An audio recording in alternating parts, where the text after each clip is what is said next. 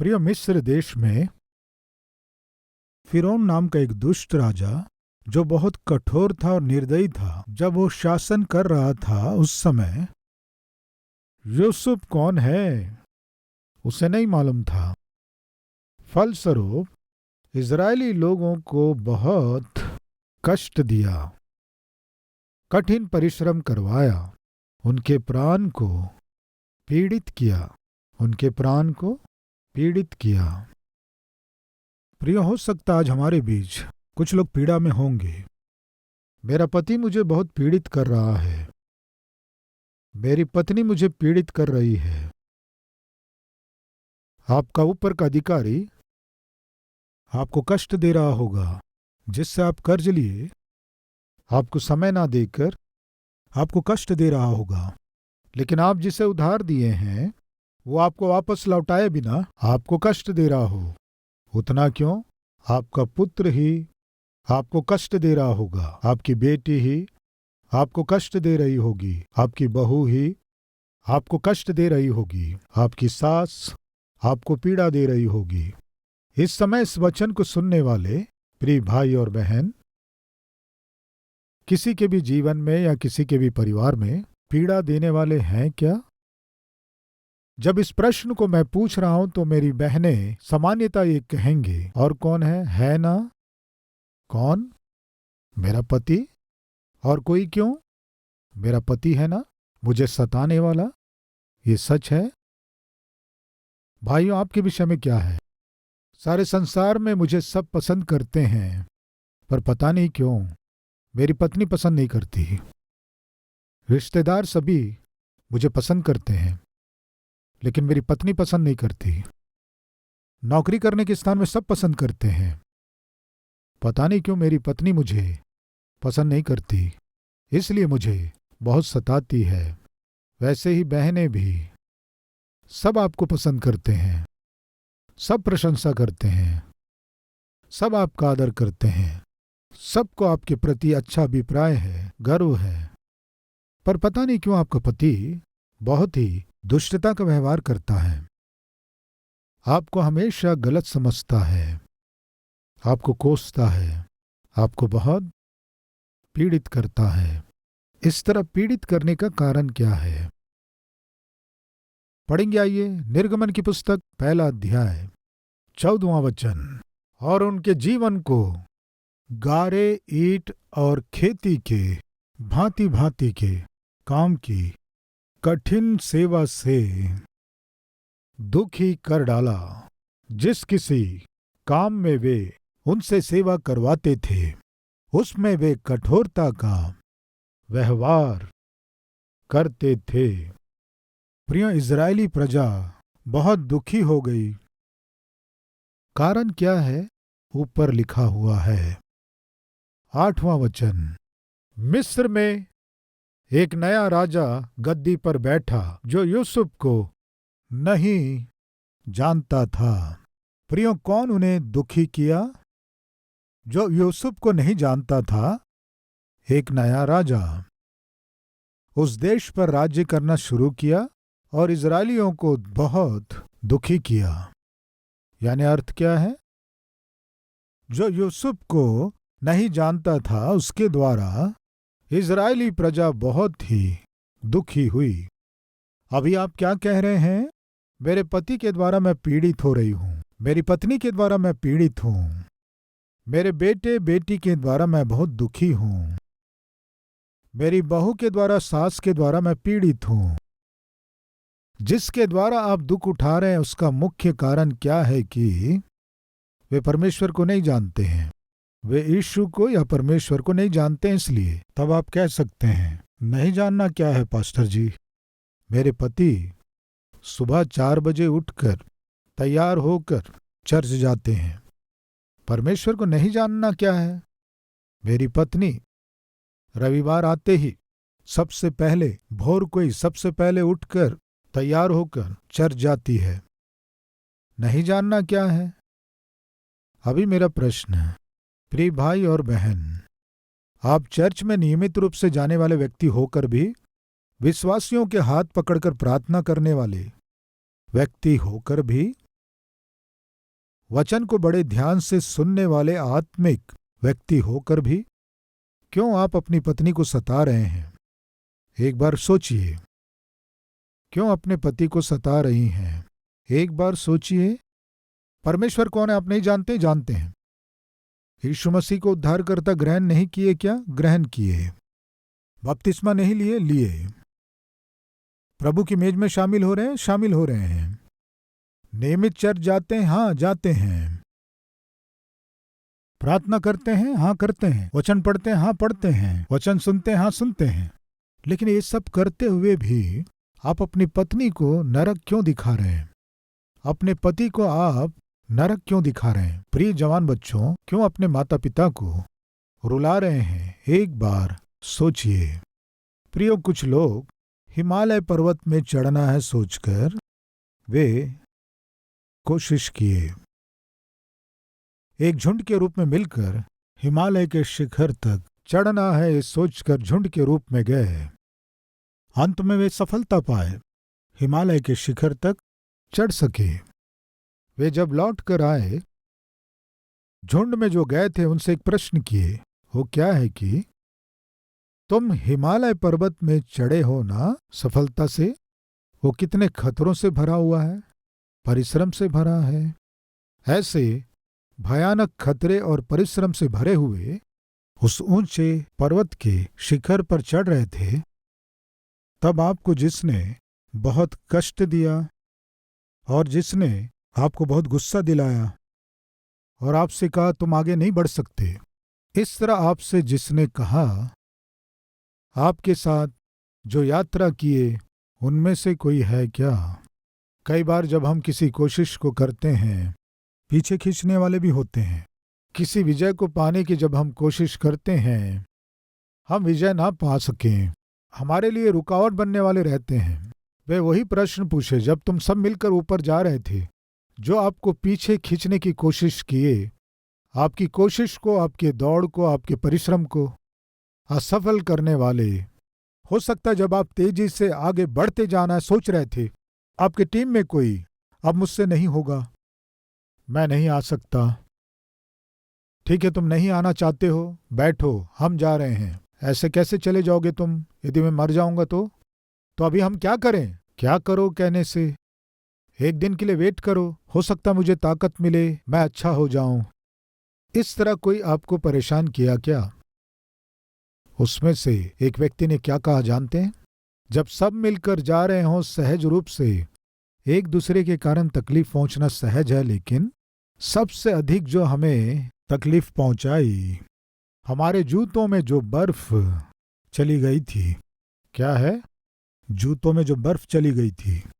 वो जब वे बर्फीले पहाड़ में चढ़ते थे, बर्फ जूतों के अंदर चली जाती थी। अभी सोचिए, आपके शू के अंदर पानी चला गया, सोचो कितनी परेशानी होती है।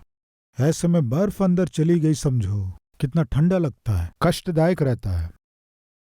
जब बर्फ अंदर चली जाती है, फिर से जूते का लेस खोलकर बर्फ को बाहर निकाल के फिर जब जूते पहनते हैं, ठंडा लगता है तो बहुत परेशान होते थे। अभी समस्या चारों ओर है या फिर शू के अंदर है? आप बताइए, बताइए। आज इस संदेश को सुनने वाले भाइयों और बहनों, मैं पूछ रहा हूं, आपके जीवन की समस्या आपके घर के बाहर है या घर के अंदर है? घर के अंदर है। मानते हैं कि नहीं? मानते हैं। उस समस्या का मुख्य कारण कौन है जानते हैं? बहुत आत्मिक रूप से वचन सुनने वाले भाई, आत्मिक रूप से वचन सुनने वाली बहन, आपके घर की समस्या का कारण कौन है जानते? आप हैं। पता नहीं क्यों आप बहुत आत्मिक है, लेकिन परमेश्वर की भय भक्ति है, लेकिन घर में आपकी जुबान ठीक नहीं रहती। कुछ ना कुछ अपनी पत्नी को कहना ही है, कुछ ना कुछ बात कहे बिना आप रह नहीं सकते। विशेष रूप से उससे चोट पहुंचाने वाली और घायल करने वाली बात बोलना ही है। क्यों ऐसे बोलते हैं? एक बार सोचिए। पास्टर जी, वास्तव में मैं अपनी पत्नी को घायल करना नहीं चाहता। ठीक है, नहीं चाहते, फिर किस लिए? पता नहीं पास्टर जी, ऑटोमेटिक है। क्या कोई ऐसे लोग सोचे बिना ही कहते हैं? बिना सोचे समझे पड़ोसी को जाकर कुछ बोलिए, तमाचा पड़ेगा। फिर पड़ोसी से क्यों नहीं बोलते? वो मारेगी इसलिए। अगर आपकी पत्नी भी मारेगी तो आप उसे कुछ बोलेंगे क्या? एक बार सोचिए, क्योंकि आप जानते हैं आप आत्मिक हैं, आप जानते हैं परमेश्वर का भय है, आप जानते हैं आपकी जुबान को खराब नहीं करना है, आप जानते हैं आप पर भरोसा करके जो शादी की उस पत्नी को घायल नहीं करना है, आप जानते हैं उससे प्रेम करना है, प्रेम से रहना है, जानते हुए भी क्यों नहीं कर रहे हैं?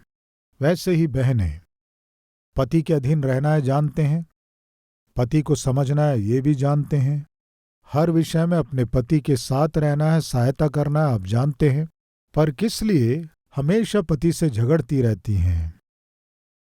क्यों हमेशा पति को गलत समझती रहती हैं? पति जब घर आता है उससे प्रेम से बात करने के बदले बार बार उससे झगड़ा करती हैं। एक बार सोचिए, फिरौन और फिरौन के लोगों को यूसुफ के बारे में नहीं पता था, इसलिए बहुत दुख दिए कहने से अर्थ है, लेकिन आप परमेश्वर को जानते हैं ना। पर आत्मा का फल क्या है? प्रेम, आनंद, शांति, धीरज, कृपा, भलाई, विश्वास, नम्रता और संयम किस में रहते हैं? आत्मिक व्यक्ति में रहते हैं। किस में रहते हैं? जिसमें परमेश्वर का आत्मा है उस व्यक्ति में आत्मा का फल रहता है। आप में से कितने लोग हिम्मत से कह सकते हैं परमेश्वर मुझ में है? एक बार हाथ दिखाएंगे। परमेश्वर मुझ में है कहने वाले हाथ दिखाएंगे, हाथ दिखाएंगे, हाथ दिखाएंगे। यस। एक बार आप अपने आप से प्रश्न कीजिए, आपके हृदय में परमेश्वर है या शैतान है? अगर परमेश्वर है तो आप आत्मिक हैं, क्योंकि परमेश्वर आत्मा है। हमारा परमेश्वर कौन है बताइए? आत्मा है। हमारा परमेश्वर जो आत्मा है आप में है तो आप आत्मा के फल फलेंगे। परमेश्वर जो आत्मा है यदि वे आपके जीवन में हैं तो आप जब फलेंगे तो पहला फल जो दिखाई देगा वो प्रेम है। पति, मैं आपसे पूछ रहा हूं, आपकी पत्नी निश्चय कह पाना है क्या है जानते हैं? मेरा पति बहुत प्रेमी है। अगर इस तरह आपकी पत्नी कह नहीं पा रही है तो आप में आत्मा का फल नहीं है, और अगर आत्मा का फल नहीं है तो आप में आत्मिकता नहीं है। आप में आत्मिकता नहीं है तो आप में आत्मा परमेश्वर यीशु मसीह नहीं है। जिसमें प्रेम नहीं वो मेरा जन नहीं है। प्रिय बहन, आपके पति इस तरह कह सकते हैं क्या? मेरी पत्नी बहुत प्रेमी है। आपका पति आपके विषय में इस बात को नहीं कह पा रहा है तो आपको स्वीकार करना है कि आप में आत्मा का फल नहीं है। आत्मा का फल नहीं है तो आप में आत्मा नहीं है। आत्मा परमेश्वर नहीं है। आत्मा परमेश्वर नहीं है तो आप आत्मिक नहीं हैं। सो आप में प्रेम, आनंद, शांति, धीरज, कृपा, भलाई, विश्वास, नम्रता और संयम, ये सभी एक आत्मिक व्यक्ति में रहने वाले फल हैं। आत्मिक व्यक्ति में प्रेम रहना है, धीरज रहना है, कृपा, भलाई, विश्वास रहना है, नम्रता और संयम रहना है। संयम रहना है यानी सेल्फ कंट्रोल रहना है। ये सब किस में रहते हैं? आत्मिक व्यक्ति में रहते हैं। तो फिर आप आत्मिक व्यक्ति हैं तो क्यों अपनी पत्नी को सता रहे हैं? आप जो आत्मिक स्त्री हैं आप अपने पति को क्यों सताती हैं? फिरौन इजरायली प्रजा को बहुत दुख दिया, कारण फिरौन नहीं है। फिरौन आत्मिक नहीं था, वो अन्य संप्रदायों से भरा था। तो फिर आप आत्मिक है ना, तो फिर क्यों अपने पति को, पत्नी को? प्रिय जवान बच्चों, आप क्यों अपने माता पिता को सता रहे हैं? आप कुछ मत सोचना, आपको दुष्टात्मा पकड़ा है। कहने से दुखी होंगे शायद, ये सत्य है। नहीं पास्टर जी, मुझे दुष्टात्मा नहीं पकड़ा है। आप पता नहीं क्यों दुष्टात्मा पकड़ा कह रहे हैं। ठीक है, यदि सच में आपको दुष्टात्मा नहीं पकड़ा है तो आपकी पत्नी को सताना छोड़ दीजिए। आपको सच में दुष्टात्मा पकड़ा नहीं है तो अपने पति को सताना छोड़ दीजिए। दुष्ट आत्मा पकड़ने से ही आप सताएंगे। बहन सुन रही हैं? दुष्ट आत्मा पकड़ने से ही सताएंगे। प्रिय जवान बच्चों, अपने माता पिता को सता रहे हैं क्या? दुष्ट आत्मा पकड़ने से ही सताएंगे। इस बात को ध्यान रखिए। फिरौन आत्मिक नहीं था, इसलिए सताया। सताने वाला पति, सताने वाली पत्नी, सताने वाले बच्चे होने से अगर वे उद्धार पाएंगे तो सताना बंद कर देंगे। इसलिए मैं फिर से कह रहा हूं, आपको सताने वाला आपका पति क्यों सता रहा है कहने से, फिरौन जो यूसुफ को नहीं जानता था वो इजरायलियों को बहुत दुख दिया। परमेश्वर को नहीं जानने वाला आपका पति, परमेश्वर को नहीं जानने वाली आपकी पत्नी, परमेश्वर को नहीं जानने वाले आपके बच्चे, परमेश्वर को नहीं जानने वाली आपकी बहू, सास, ससुर, दामाद सताएंगे। इसलिए वे परमेश्वर को यदि जान ले तो, उस परमेश्वर के मन को यदि पा लेंगे तो, मन फिराव उनमें आ जाएगा तो परमेश्वर के आत्मा के फल उनमें दिखाई देंगे। वो आत्मा का फल ही है प्रेम, आनंद, शांति और बाकी 6 फल। इसलिए मैं आपसे पूछ रहा हूं, आपका पति आपको पीड़ित करता है तो फिर प्रार्थना कीजिए, आपके पति को प्रेम से प्रभु की उपस्थिति में ले जाइए। आपकी पत्नी आपको सताती है क्या, तो आपकी पत्नी के उद्धार के लिए प्रार्थना कीजिए, उसे प्रभु की उपस्थिति में ले जाइए। आपके बच्चे आपको सता रहे हैं क्या, तो उनके लिए आप प्रार्थना कीजिए, उन्हें प्रभु की उपस्थिति में ले जाइए। यह अति आवश्यक है। इस तरह उस दिन फिरौन इजरायलियों को जब वो दुख दे रहा था, एक कंडीशन उसने रखा। क्या था वो कंडीशन? दिन प्रतिदिन इजरायली लोग बढ़ते जा रहे हैं, इसलिए फैलते जा रहे हैं, इसलिए किसी भी तरह से इजरायली लोग उन्नति नहीं करना है ये सोचकर कल के दिन ये संख्या में बहुत बढ़कर हमारे देश में कोई चढ़ाई करने से, हमारे विरोध में हमारे शत्रुओं के साथ मिलकर कहीं हमसे युद्ध करने ना आ जाए, इसीलिए इजरायली लोग यानी इब्री ना बढ़ सके, उनका वंश बढ़ने ना पाए, बालकों को मार डालो। दुष्टता से भरी सोच, बालकों को मार डालो। बालक जन्म लिया तो बस मार डालो। ये आज्ञा देकर मिस्र देश में जितनी भी धाइयां रहती थीं, उनको आज्ञा दिया। ऐसे समय में ये धाइयां परमेश्वर से डरकर बालकों को मार दो, फिरौन आज्ञा देने पर भी वे बालकों को नहीं मारे। बालक जब जन्म लिए उन्हें नहीं मारे। पतियों और पत्नियों, एक बेटी हो चुकी है, फिर से आप गर्भवती हो, चोरी से जाकर आप चेकअप करा लिए, फिर से बेटी है, उन्होंने बताया, तब आप में क्या सोच उत्पन्न होगी बताइए? फिर से लड़की होने से मुश्किल है ना जी, फिर से लड़की होने से मुश्किल है ना। एक काम करेंगे, क्या है, एबॉर्शन करवा देंगे। यानी आप क्या कह रहे हैं? बच्चे को मार देंगे। गर्भ का फल परमेश्वर की ओर से प्रतिफल है। उन इब्री बालकों को ना मारकर, यानी जन्मे हुए लड़कों को ना मारकर, उस समय जन्म लेने के बाद मालूम चलता था लड़का है या लड़की है। अभी जन्म के पहले ही मालूम चल रहा है ना, स्कैनिंग करने से मालूम चल जाता है ना। इसलिए लिंग के विषय में जांचना कानूनन अपराध है, लेकिन फिर भी कुछ लोग लालच से पैसे लेकर लिंग बता देते हैं। लोग पता लगाते हैं, क्यों जानते हैं? हमने जो सोचा वो बच्चा होने से रखेंगे, नहीं तो एबॉर्शन करा लेंगे। यानी अर्थ क्या है? हमने जो सोचा वो बच्चा होने से जीने देंगे, नहीं तो मार देंगे। कितना भयानक है, कितना भयानक है। मत मारिए। पास्टर जी, मेरे कष्ट आप क्या जानो, मेरी आर्थिक परिस्थिति को आप क्या जाने। जीने देंगे तो हम नहीं जी पाएंगे, फिर से लड़की कहने से हम जी नहीं पाएंगे। देखेंगे, आइए बाइबल में क्या है। 15 और 16 वचन। शिर्पा और पुआ नामक 2 इब्री धाइयों को मिस्र के राजा ने आज्ञा दी, जब तुम इब्री स्त्रियों को बच्चा उत्पन्न होने के समय प्रसव के पत्थरों पर बैठी देखो, तब यदि बेटा हो तो उसे मार डालना, और बेटी हो तो जीवित रहने देना।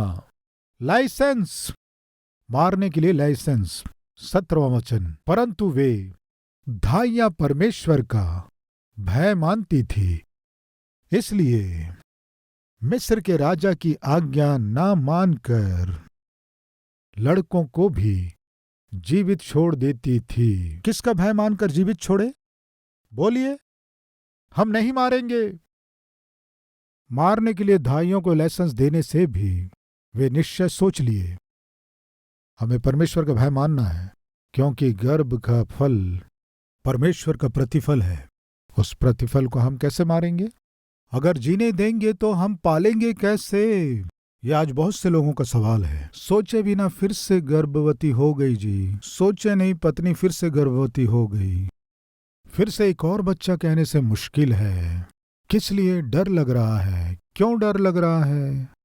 हमारी परिस्थिति ऐसी है, यानी आपकी परिस्थिति ऐसी है, इसलिए आप डर रहे हैं। इसलिए आप एक निर्णय में आते हैं कि मार दिया जाए। लेकिन धाइयां मारी नहीं। इसलिए परमेश्वर क्या किया बाइबल में है, देखेंगे। परंतु वे धाइयां परमेश्वर का भय मानती थी, इसलिए मिस्र के राजा की आज्ञा न मानकर लड़कों को भी जीवित छोड़ देती थी। तब मिस्र के राजा ने उनको बुलवाकर पूछा, तुम जो लड़कों को जीवित छोड़ देती हो तो ऐसा क्यों करती हो? धाइयों ने फिर उनको उत्तर दिया, इब्री स्त्रियां मिस्री स्त्रियों के समान नहीं है, वे ऐसी फुर्तीली हैं कि धाइयों के पहुंचने से पहले ही उनको बच्चा उत्पन्न हो जाता है। इसलिए परमेश्वर ने धाइयों के साथ भलाई की, वे बच्चों को जीवित छोड़ दिए। इसलिए परमेश्वर उनके साथ क्या किया? उन लोगों को बढ़ाकर बहुत ही सामर्थ्य किया। धाइयों को और उनके लोगों को परमेश्वर क्या किया? बहुत बढ़ा दिया। क्यों जानते हैं? वे बालकों को मारे नहीं। प्रिय भाइयों और बहनों, मारिए मत। अगर अंदर बच्चा पिंड के रूप में सही रूप से बना नहीं है, मांस के टुकड़े के रूप में है, और डॉक्टर सजेशन देते हैं अंदर बच्चे में ग्रोथ नहीं है, बच्चा बढ़ नहीं पा रहा है, ऐसी स्थिति में बच्चे को ऐसे ही रहने देंगे तो ये बच्चा मांस के टुकड़े के रूप में बढ़ता जाएगा। उसके बाद बच्चे को, मां को, दोनों को खतरा है। डॉक्टर्स यदि गर्भ में रहने वाला पिंड अगर खतरे में है तो ये मां के जान के लिए खतरा हो सकता है, यदि कहते हैं तो डॉक्टर की सलाह को मानना गलत नहीं है। लेकिन आपने लड़का नहीं चाहा, फिर से लड़का है, आपने लड़की नहीं चाहा, फिर से लड़की है, इसलिए मार देंगे, ये खतरा है, खतरा है। ये बिल्कुल आशीष नहीं है।